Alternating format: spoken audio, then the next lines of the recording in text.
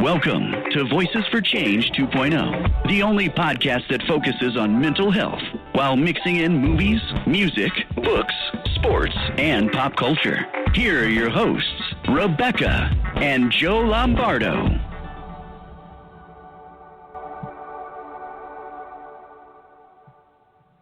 Hey everybody, good morning to you. Thank you for joining us on this lovely Saturday morning.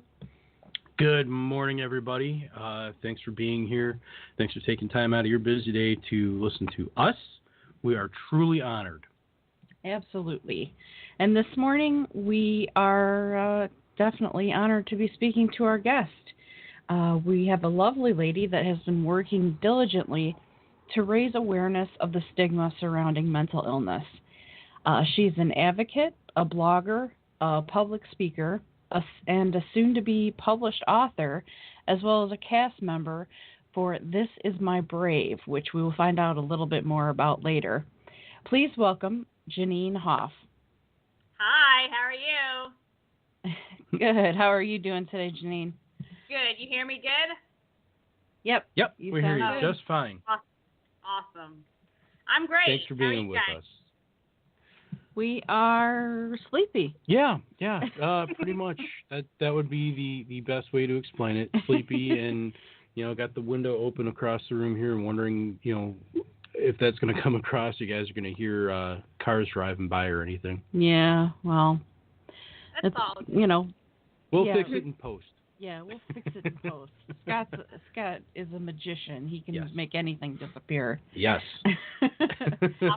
So if you don't have any questions for us, we're just going to jump right in. Yeah, go for it. I'm excited. Yay. Okay. So are we. All righty. So the first question we have for you is at what age did you determine that you may have a mental health issue, and what was your diagnosis at that time? It's kind of funny because I wasn't really diagnosed with anything until I was much older, like in my 20s and then really in my 30s. But I was always that nervous kid, like worried about everything under the sun. I had a lot of phobias. I have such a severe fear of flying, and I do it now, but like flying, things like that, subways, even driving. I didn't drive till I was much older. Like any kind of, I guess I'm transportation phobic maybe, but I have no idea. It's just. Oh no, a chariot. I know, exactly. I do well on a bicycle, though, I have to be honest. But it wasn't until I was in my 20s that I started having panic attacks. And then later on in my 30s was when I experienced depression, and I was told, you have anxiety. People aren't normally like this. People are normally worried about everything under the sun. And so, me, I was afraid of everything, afraid of my own shadow kind of person. And now it's much better. Now I've been a little bit more of a risk taker. I'm doing a lot of adventurous things like I went whitewater rafting. I started kayaking, 5 years ago. Yeah. You're lucky if I would even stick my toes in the ocean, let alone, get on a piece of foam and paddle away. Well, I'm on board with the sticking the toes in the ocean bit. I am deathly afraid of sharks, so that's one place you'll never find me is the ocean. This man is so afraid of sharks, but gets so excited about Shark Week every year. Yeah, I'll watch it. I have to watch every one of them, but I couldn't go anywhere near the ocean. I'm fascinated by them, and I have a lot of respect for them. I respect them so much, I will not enter their habitat no matter what. But you know what? That's a lot of people because I love the show Why Planes Crash. Okay. Oh, my God. I didn't know this was a show. Neither did I. Oh, yeah. I think it's maybe on the Weather Channel or Discovery, one of those channels, and it's called Why Planes Crash, and they analyze a different plane crash every week. I even went to see the plane, the Miracle on the Hudson, when I was in Charlotte. They had the whole plane, they put it back together. And I was like, wow, look at this. Yeah, and, that's how we rationalize things, I think. And then never fly. Yeah. Yeah. Wow. That actually sounds like a really interesting watch. Mm-hmm. So Jeanine, when you were diagnosed, were your family and friends supportive? Were they understanding? How did they handle, what your diagnosis was, what you've been going through? It's great. My husband was always very supportive. At first, he didn't know what to do. Like, he didn't know why I was this way, why I was, a panic mess about everything. And so that's hard to handle. But once I think someone says, you have this, then it makes a lot more sense. Until you're actually told, you're just wondering, why is this person behaving this way? And, I explained it to my kids, and my kids totally, they get it. And they're little, and I explained it to them in their own, way that they can understand. But, yeah, my family's very supportive. Sometimes they know when mommy just needs a break, or I will say to them, mommy's very anxious today. And they're like, okay. And then they try to be on their best behavior, as best as three little boys can be. They try. At what point in your journey did you realize that you had become a mental health advocate? I knew I had a voice. I always was an outspoken person and outspoken for the people who needed to be spoken for, people who were afraid to share their struggles, whatever their struggle might be. And this was my whole life. I was always the person fighting on behalf of or defending the person who just couldn't speak up for themselves. It was just me. I was always raised to speak up and not, you need to be heard. And when I stopped working and I was really not well, I decided, you know what? The only way I can help other people is if I actually share my story. And I decided, it's really funny, I decided this at like 3 o'clock in the morning. I knew, yeah, exactly. I'm like, the only way I will ever be of any assistance is to actually tell my story, tell my truth, and do it. And I did. And, I had started working on this a little bit before I shared my story, but I knew that it had to be put out there that I could help. I could help people in my community. I knew that there weren't resources. And I think that was the biggest, kicker, where I couldn't find resources anywhere in my community to help people like me or to find people like me. It was very few and far between. And I live in the city, but, I live in Florida, and it's 50th in the nation for mental health funding per capita. So, wow. Yeah, it is bad. And so, the resources are very scattered, and they're not connected, and I knew that something needed to be done, and I said, hey, I'll just go out there. And when I started, I didn't think it'd become like this big thing, and now all of a sudden, I can't stop it. It's like a train, and it just keeps, there goes a train, see, it just keeps going.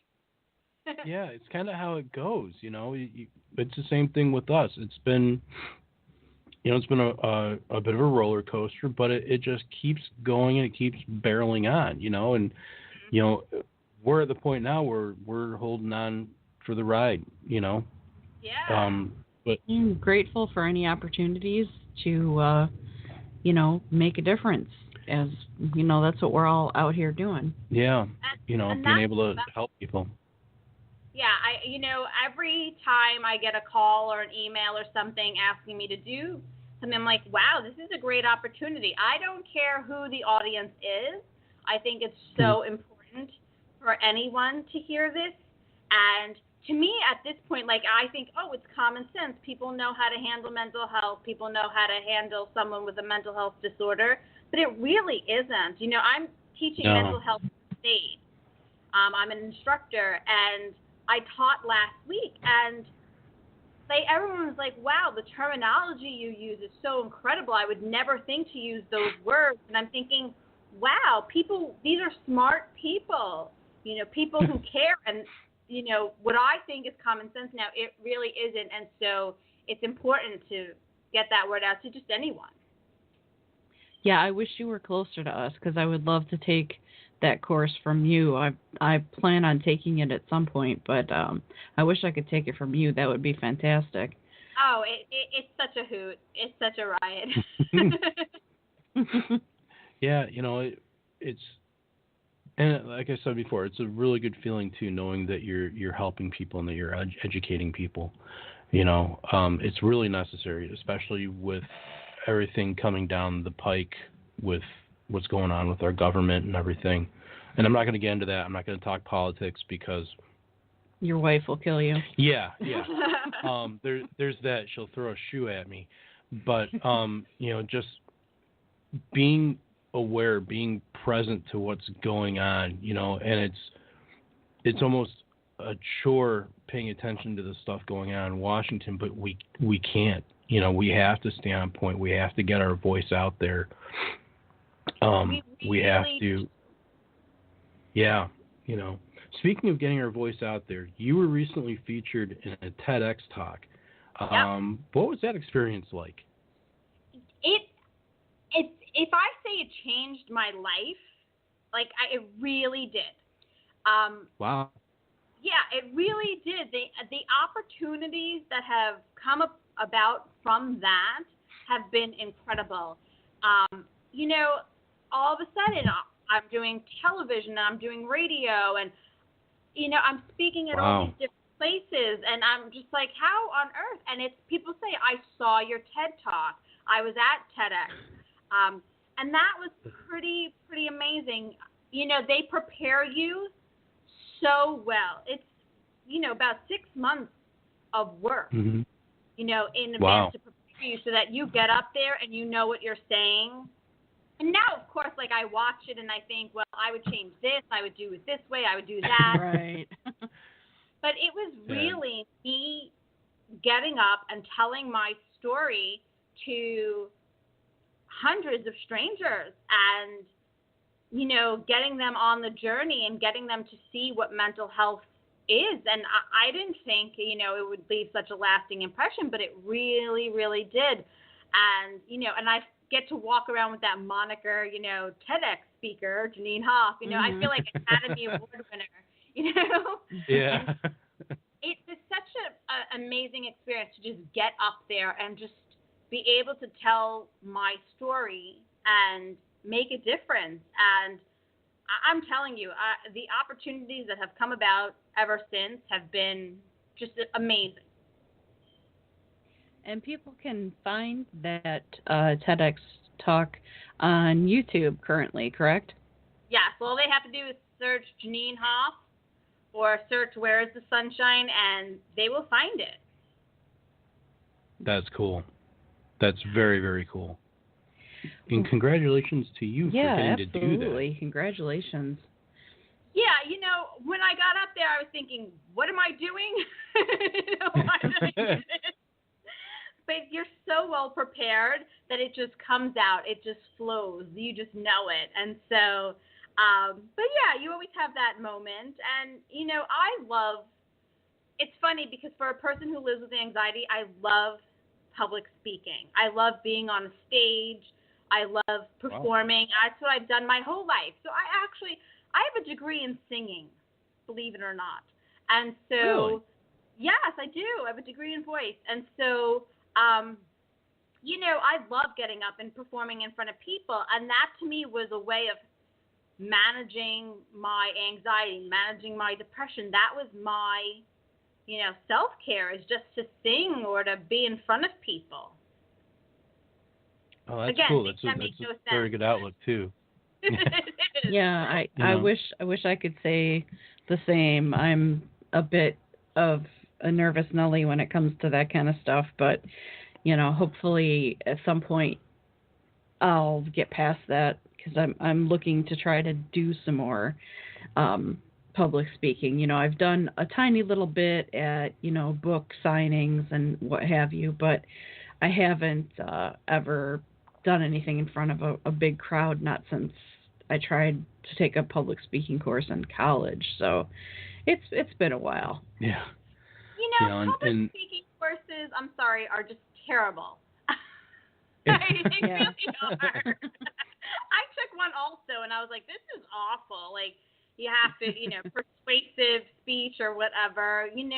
When you're advocating and you're passionate, it's just so natural, I think. It comes out. And, I don't know if I ever told you guys this, but I used to be a teacher. And so I'm comfortable also being in front of people. And so, it's all good. Like, it comes out. It's natural. Yeah, that's one of those things that you don't have an issue with. A lot of people, especially with anxiety, have that hang up about public speaking and talking in front of a group of people. Just being in public in general is nerve-wracking for me. But it's too people-y out there. But for you, you're good with it, and that's awesome. It can be hard to work at. Back when I used to play in bands, for a long time, I would have anxiety about actually getting up on stage and playing and everything. And eventually I overcame it, and I looked forward to it. And it was, we're going to go and we're going to play and we're going to have a great show and things are going to be awesome. And, 5.5 years removed from it, and, obviously I miss it now. But it's funny because I'm trying to think, with Beck wanting to go out and start speaking, I'm trying to think of ways, pieces of advice that I can give her to overcome her anxiety with it. And, I'm failing at that. Yeah, I think it's something I just need to work through on my own, and I'll figure it out somehow. I figure out most things in time. She does think good. And speaking of time, we've got to take a quick break. We will be right back, and in the meantime, here is Annie Baltic with Low Key.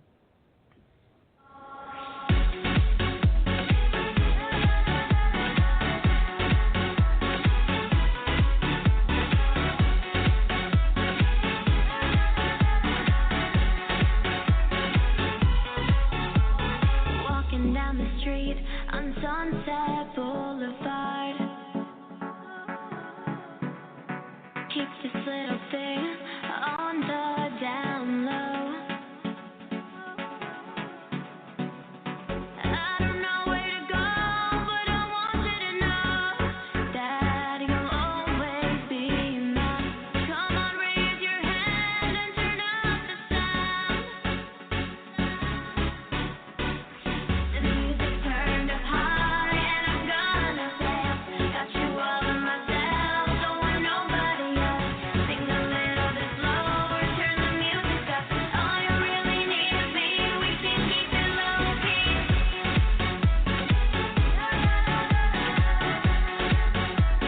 We can keep it low key.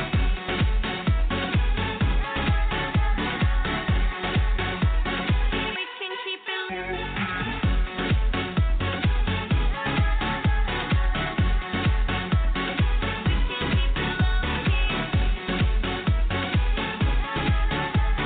keep it low key.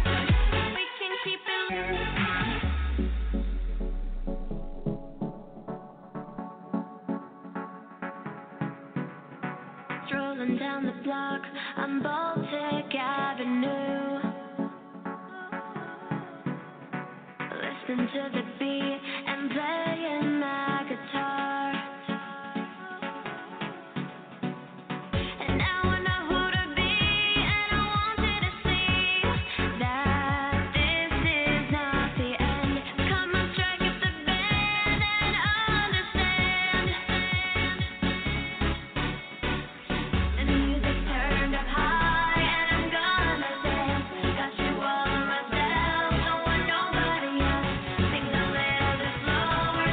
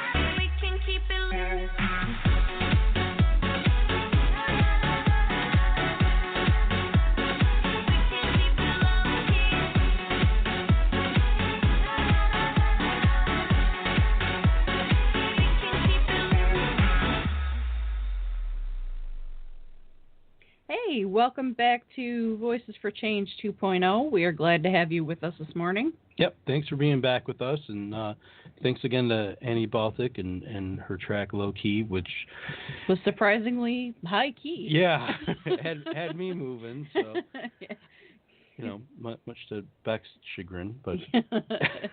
And welcome back to our guest Jeanine Hoff today with the website Where Is the Sunshine, among many other things that she's juggling at this point in time.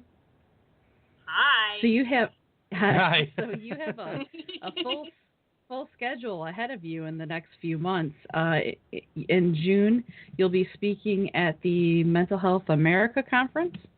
Yes, I'm very excited, and I have to fly by myself, so that'll be great. Oh, wow. Oh, geez. Yeah, don't watch that show you were telling us about a little while ago. Where's that being held at? In D.C. Oh, cool. Very cool. I love D.C. Yeah, I'm really excited. Have you been before? Yeah, I've been to D.C. a bunch of times. I was actually just there last May with my family, and I got to take my sons all around, and I took them to see the Declaration of Independence and stuff like that, and they were like, okay, like it's a piece of paper. Okay, thanks, Mom. Like, so, but it was really cool. You'll appreciate this later. Yeah, I know. That's what I was just gonna say. They'll appreciate it later. I mean, my parents, when I was in 8th grade, took me to Pearl Harbor. And while I did appreciate it while I was there, I appreciate it even more now. Like, I can even still get goosebumps and get emotional about talking about the experience of it. I always tell people that particular trip changed my life because it really, really honestly does. And I can't wait until Joe and I save up the funds for me to be able to haul him back to Pearl Harbor, because it was absolutely an amazing experience. So they may not be too excited about it now, but they'll be able to look back and say, yeah, my parents took me to this and it was really cool. So No, I definitely agree. Now, with the Mental Health America Conference, do you know any more about that and any details of who else might be speaking, or? I know one of Destiny's Child who will be speaking. Oh, wow. Yeah, and a bunch of other people. I haven't really focused on that too much right now because I have so many other things going on for May. So I'm like, I'm at that point where I'll cross that bridge when I get to it, and I have a lot of bridges to cross. Yeah, in coming months. Exactly. Yeah, that's definitely. I was going to say that you have a lot of bridges. Yeah. So that's cool though. That's exciting that you're getting to go there. Yeah, I'm excited. You are also part of an amazing program called This Is My Brave. Would you share with our audience what that entails? What's that all about? So This Is My Brave is a national organization, and it's individuals getting up on stage and sharing their story in a production. It's like a monologue-based show of living with mental health disorder. And so there's productions all over the country. There's New York, LA, DC, Chicago, all over the place. There's even a production being held in Australia now, so it's gone international. Cool. I'm producing the Jacksonville, Florida one because that's where I'm based out of, Jacksonville. Yes, I'm in the South, and I know you can't tell because I'm not really a Southerner. I'm a Yankee, and so. I was going to say that there's no drawl down there from you. No. Sorry to all our Southern listeners. And so I'm producing the Jacksonville one, and we have a cast of about 12 people, and they're going to share their stories of what it's like to live with a mental health disorder, but it is positive, and it's uplifting, and it empowers them, and it decreases stigma in our community. And that's really important because it's so important for an audience to look at people who look like you and me and see, oh, wow, these people live with a mental health disorder, and they're, thriving, they're working, they're contributing to society. Oftentimes when people think of any kind of mental health disorder, they think of, what you see in Hollywood, what you see in the movies. And it's not really that. There's a percentage of that are real severe and are in the state hospitals and, and are undergoing, more intensive treatment. But the majority of people, what's the statistic? 1 in 5 people will experience a mental health disorder, in their lifetime. 1 in 4 people have one now. I mean, so, it's your neighbor, it's your mailman, it's your teacher, it's the person at the grocery store, it's everyone around us. And so it's important, I think, for people to see what it looks like. And we're doing it May 20th. And I think it's going to be great. I'm really, really excited. I have an awesome cast, and they're going to be sharing essays and speeches and original poetry, and it's going to be awesome. For anybody that's in your area in Jacksonville, how would they go about getting tickets or being able to see the show? Well, they can go to whereisthesunshine.com and they can click on the This Is My Brave tab, or they can go to 904tix.com, or they can even look on Eventbrite. And, I mean, we're going to do a lot of upcoming press. So I'm going to be on, 2 local news shows. I'm doing a local radio show. It's going to be all over. It's, in several upcoming magazines in the May edition, because May is Mental Health Awareness Month, and that's why we're doing it. Yes, it is. Yes, it is. And so, that's really cool. Is this the first one that you've organized, Jeanine? Or it is. Oh, cool. It's the very first one. So, I'm excited. And when I shared my story at TEDx, I really thought, I'm not the only one. People have voices, and they should, I like shouting it from the rooftops. And so I think, other people should just shout it out there too. Look at me. I have something, and I'm fine. We don't look down on people with cancer or stroke or heart disease or anything like that, and they look like us, people with depression, anxiety. They look like us too. Yeah, it's not something that any of us asked for, and we didn't, practice any unsafe behavior to contract it. It's not just because it's in our... It's unsafe thinking. Right. Just because it's, not visible to the naked eye doesn't mean that it's not valid. And that's, the struggle that we're all going through right now is making people aware of the validity of the conditions that we deal with. So the more that we talk, the more that we just keep beating people over the head with this idea, hopefully in not too long, not too distant future, we'll all be able to, look back and say we did it, Yeah. And, and it's not contagious. So Right. You can't catch Absolutely. it from someone. That's right. I got to say really quick before Beck asks her next question, because this has been weighing on me. To all of our southern listeners down there, sorry about the terrible accent I used earlier. I'm embarrassed by that, and I am sorry. You should be. I am. We'll have a talk about that later. Okay, honey. I'll pin that in my calendar. All right. So, Jeanine, you've also been invited to New York University with the amazing group Stigma Fighters. Can you tell us a little bit about that? I am so excited. That's where I'm from. I'm a New Yorker, and I'm a Southern transplant. No, I'm a Northern transplant in the South, and I'm excited to return to my hometown and just be there with a bunch of great people who. It's so funny. We are a really small community of advocates, all of us, and it's like we all know each other via social media. And so I'm going to get to meet a lot of these people who I tweet at or Facebook or text or whatever. I'm going to get to see them live and hear their voices. And I'm really, really excited. my piece that I wrote so long ago that I really don't even remember what it was about, but I'm going to assume it's about mental health.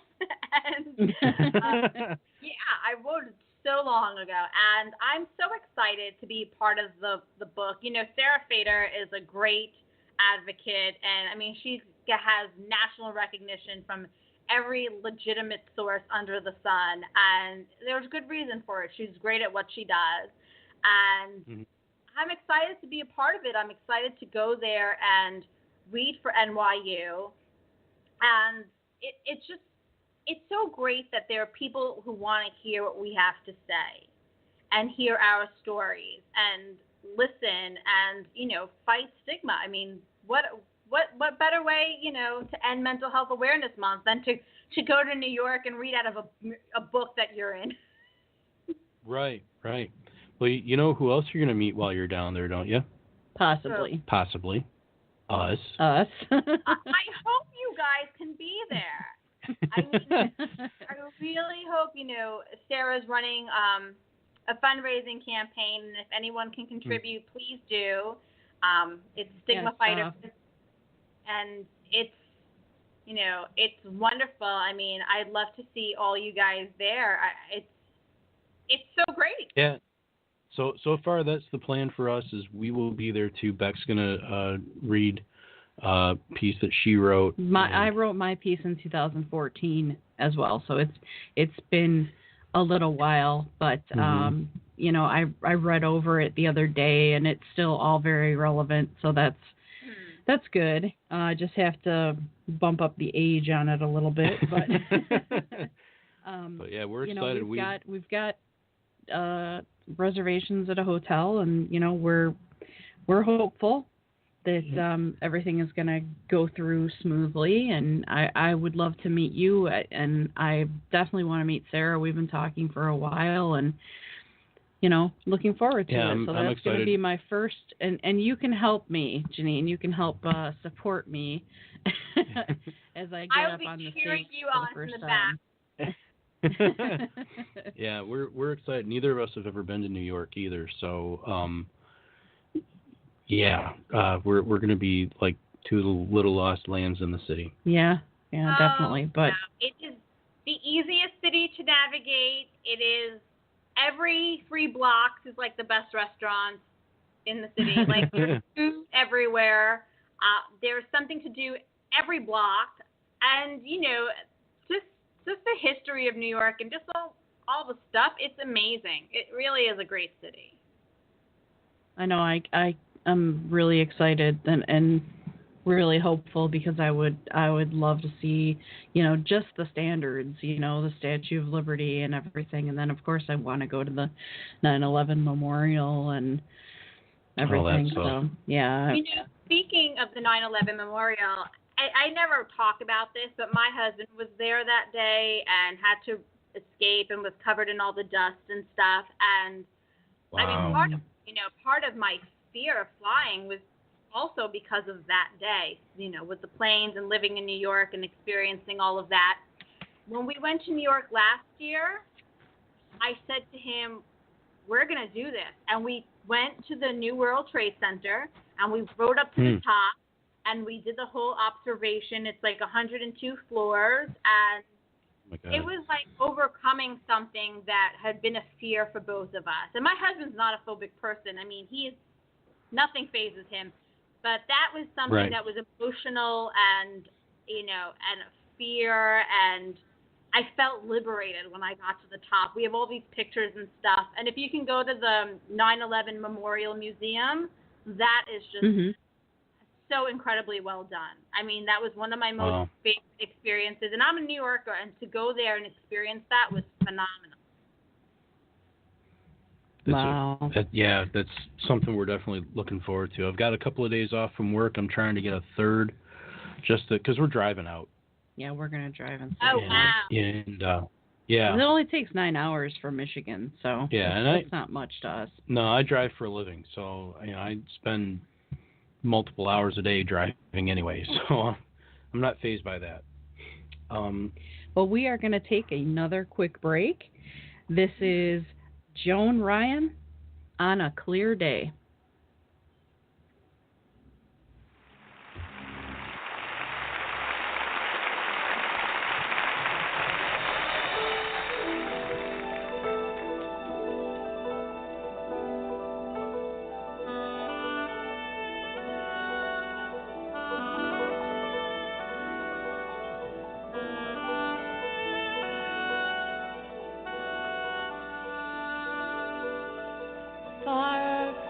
day, far from night, out of time, out of sight.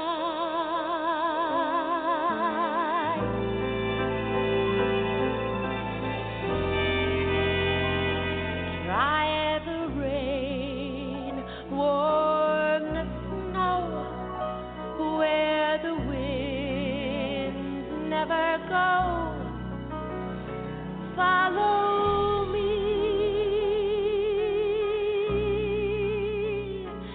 to a world you've never heard before.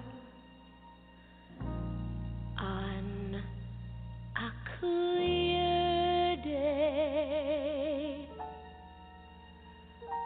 rise and look around you,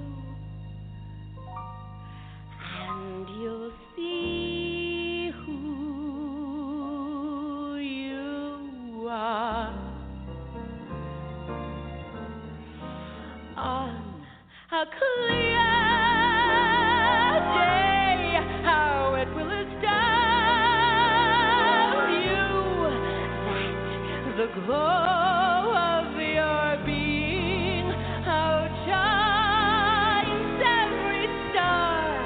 You'll feel part of every mountain, sea, and shore. You can hear from far and near a world you've never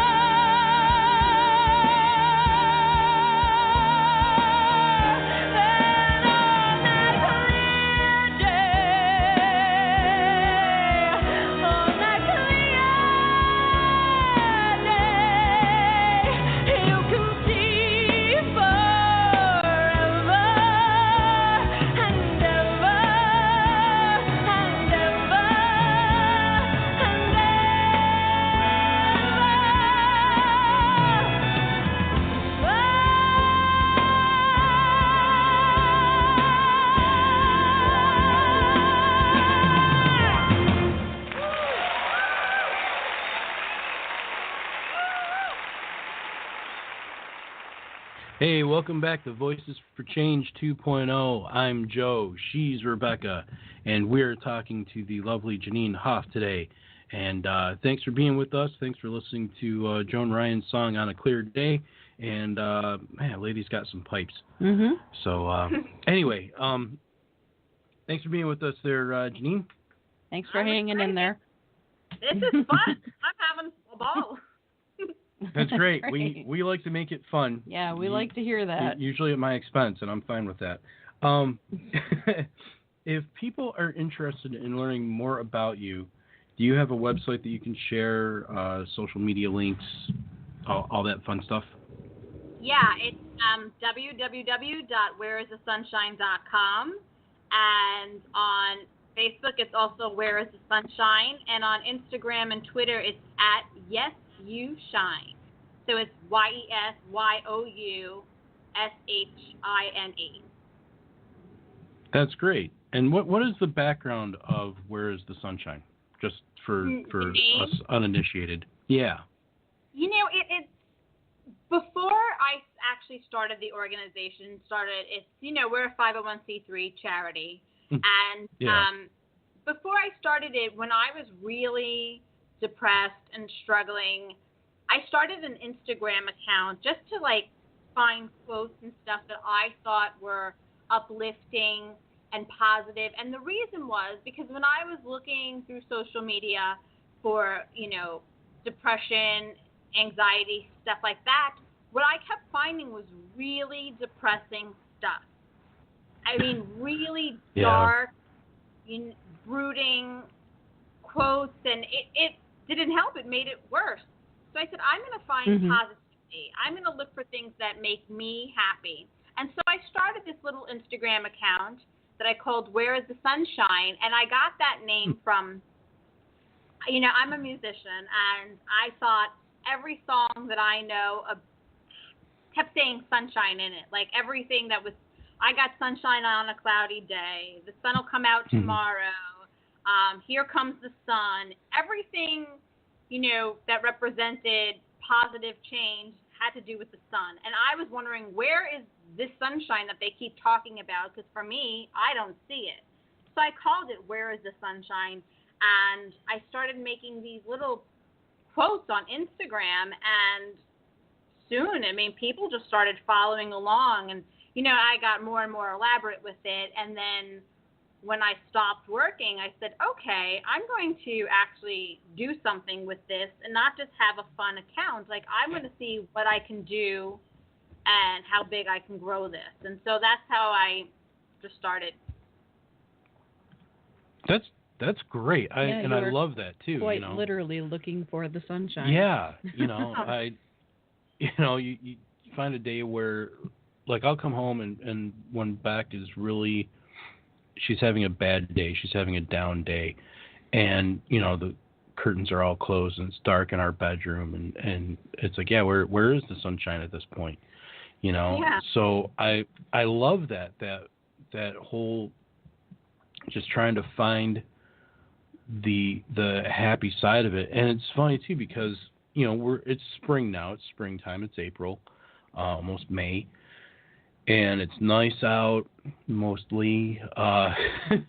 It's cloudy here today in beautiful Detroit, but for the most part it's still nice out. We've got the window open, it's a nice breeze coming in, and it's not the dark, murky, depressing throes of winter anymore. And once it hits September, for me, I start to go downhill. I can actually physically feel it.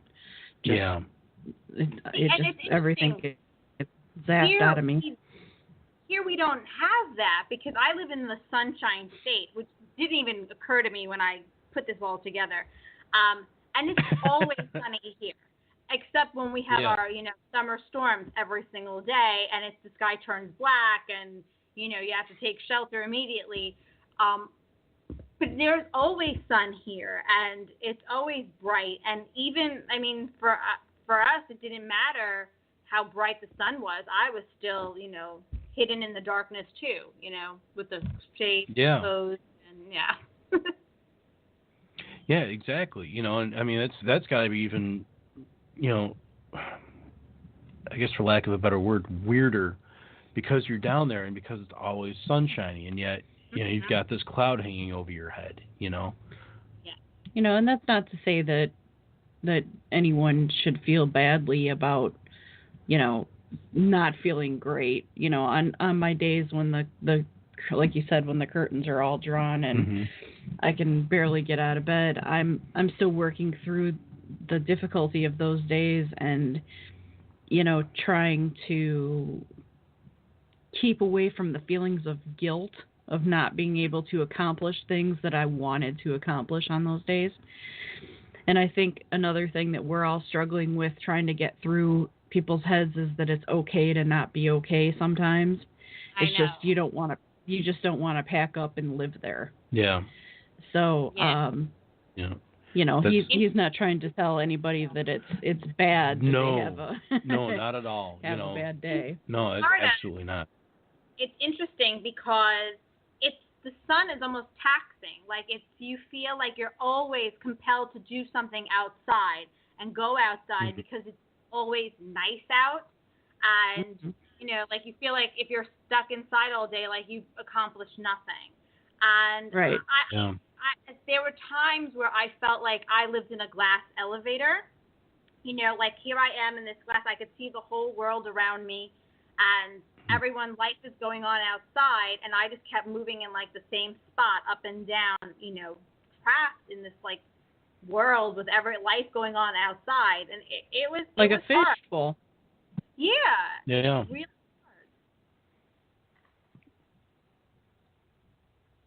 hard. Are you still there, Jeanine? I'm still here. Oh, okay.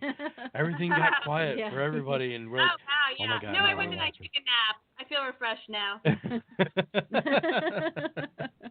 Okay, good to know. But I'm sorry. Go ahead. No, no. something. I was just going to keep talking about the same thing, but you Okay. have No, we've something. got questions we can cover. Yeah, so we're all good. okay.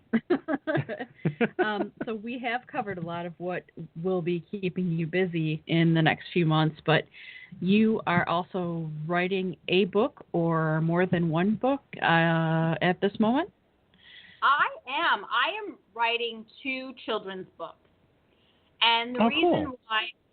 the reason why I went with children's books is when I was struggling, I didn't know how to explain it to my children. And I looked for resources out there, and there was no way for a child, like nothing out there, to understand what it is that mommy is going through. Mm-hmm. And so you know what? I'm going to write 2 books. I'm going to write one for a child to understand what it's like for them to experience a mental health disorder and get a diagnosis. And I'm going to write another one for children to understand what it's like when a parent has a diagnosis and has something, that it's easier for them to understand that there's no resources out there. Most of the resources are for parents to understand their children who have a diagnosis. Mm-hmm. And even those aren't really wonderful because most of the research is done on adults. There's not really research done on kids. And, I explain to my kids in my own way that sometimes mommy's brain doesn't feel good. Just like your foot can hurt or your throat can hurt or your ear can hurt, sometimes your brain doesn't feel good. And sometimes you just need to rest and relax your brain and take it easy, and that it's okay. And if you want mommy to be a good, strong, healthy mommy has to relax her brain, and it's okay. And they all get it. It's so funny. That's my kids cool. are they're little and they get it, which is great. That's awesome. My 10-year-old the other day, something was going on, and he said, "Is that a trigger? Are you being triggered?" And I'm like, "No, I'm not being triggered." Like, he knows the terminology. Bless his little heart. That's great. Yeah, it's kind of funny because, now, I'm not a sit-down kind of person. And so if they see me laying in my bed and it's a Saturday morning, they'll be like, "Mommy, is your brain sick today?" And I'm like, "No, Mommy just wants to take a break for 5 minutes." They're really good and really, really adapt well, and they understand it, and I love it. I love that they talk mental health and they're little kids. That's cool. That is really cool, and I think the books that you're writing are so necessary because you don't see anything along those lines out there. You don't see it on Amazon. You don't see it when you go to the bookstore, and that was actually a concern for Beck and I early on when we got married, is whether or not we were going to have kids. And her concern was, what do I do if I'm having a bad day and I act out or what have you? She's like, I don't want to. It was definitely a consideration for us, and it is a lot of fun. Yeah, so that's awesome that you're writing those books. That I think it's just so great. It's great that your kids are tuned in.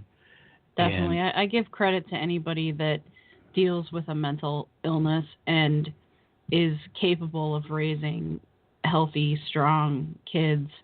I mean, raising children is a difficult task for anybody. Yeah. And for those of us battling a war inside of our brains every day, it's got to be even more so. And, I don't begrudge anyone. If you're dealing with something, I don't tell anybody that they shouldn't have kids. I'm not that type of person. But for us personally, it just wasn't a good option. Yeah. And I think I knew that, in my very early 20s. I was already pretty self-aware that wasn't going to be something that I did.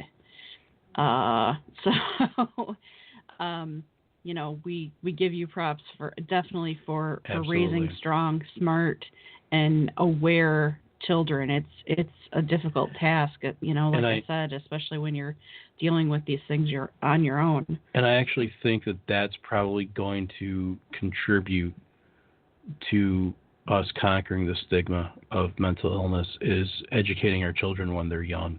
Right. Mm-hmm. It's really important. And I started a petition, mm-hmm. actually, because I want to get to kids when they're younger and start teaching them mental health awareness, as a requirement in schools. Now, I thought junior high, high school, college would be the right age group. I've had some folks tell me that they think that we should start as early as elementary school,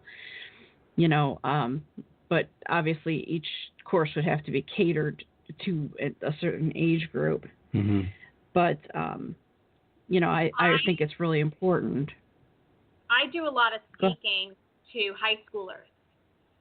And what I ended up doing was also starting to speak to middle schoolers, because that was the feedback I got, was why didn't we hear about this earlier?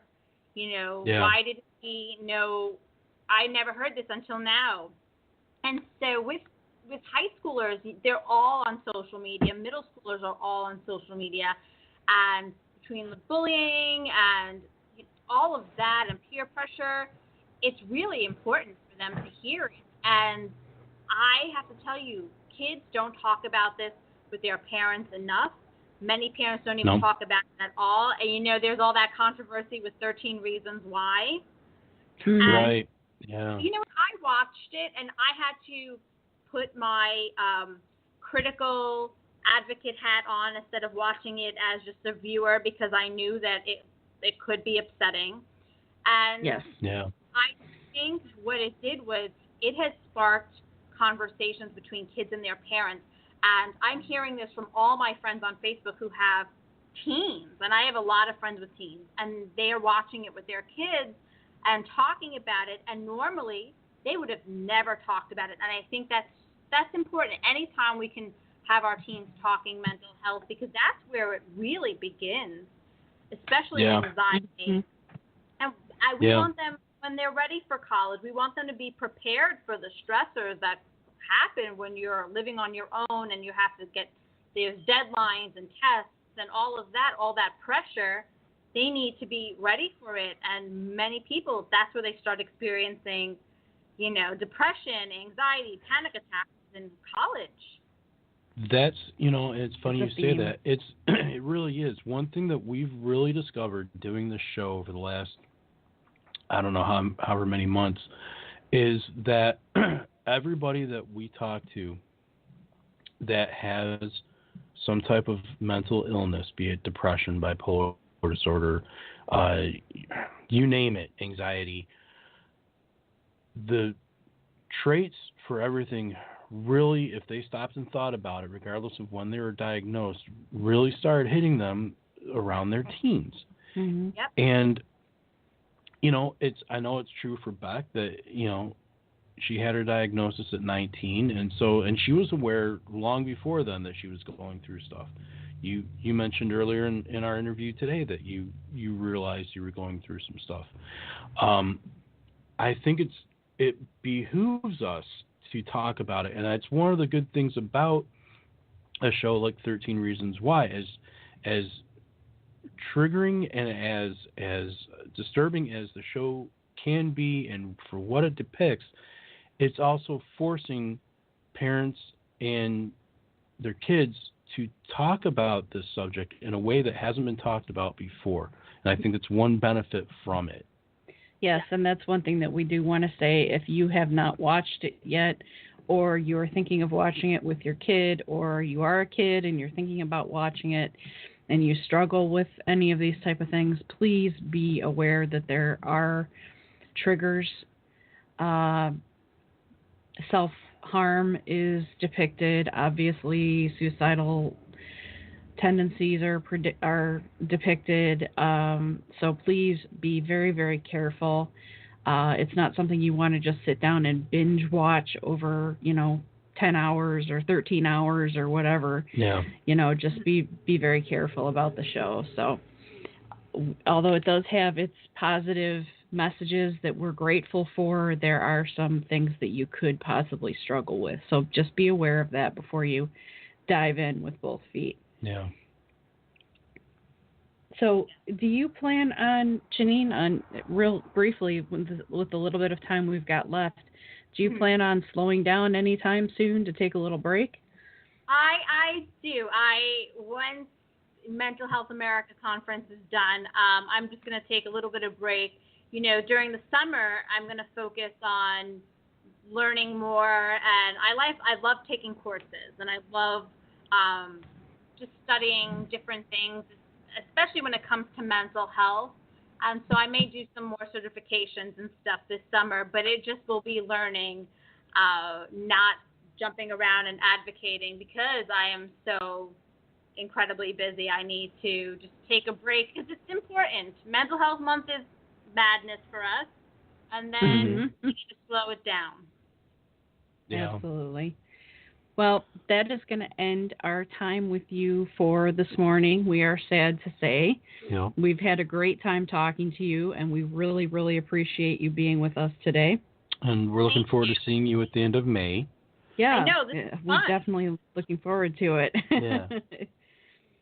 So we will be signing off with Matthew Olson's violin version of Evermore, the new song from Beauty and the Beast. And Jeanine, if you would just stay on the line for a moment. Sure. Yep, don't go anywhere.